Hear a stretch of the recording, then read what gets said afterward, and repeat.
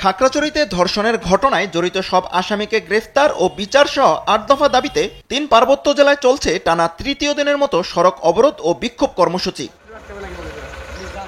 প্রশাসনের জারি করা ১৪৪ ধারার মধ্যেই সড়ক অবরোধ কর্মসূচির কারণে প্রায় ফাঁকা রাস্তাঘাট, বন্ধ রয়েছে দূরপাল্লার বাস। টানা অবরোধে লংগদু, বাগাইছড়ি সহ বিভিন্ন বাজারে আটকা পড়েছে কাঁচামাল বোঝাই ট্রাক। ফলে ব্যবসা বাণিজ্য সহ সব ক্ষেত্রে স্থবিরতা নেমে এসেছে, বন্ধ রয়েছে দোকানপাটও। কালকে রাত্রে যাওয়ার জন্য রওনা দিয়েছিলাম, এখানে মানা করছে আর আমি যাইতে পারি। আমার ডিম পুরো নষ্ট হয়ে গেছে, ট্যাপল খুলে রাখছি।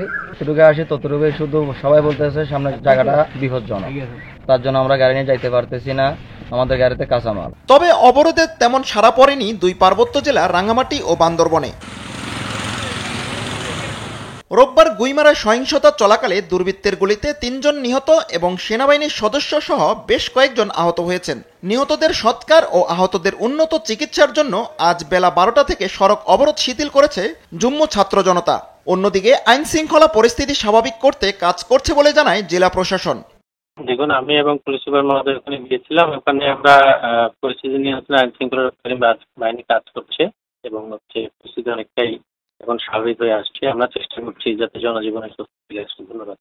এর আগে গেল মঙ্গলবার রাতে এক কিশোরীকে সংঘবদ্ধ ধর্ষণের অভিযোগ ওঠে। ধর্ষণের ঘটনার প্রতিবাদে জুম্মু ছাত্র জনতার ব্যানারে ডাকা অবরোধ কর্মসূচি গত শনিবার ভোর ৫টায় শুরু হয়। শরীফ হোসাইন, নিউজ ডেস্ক, দেশ টিভি।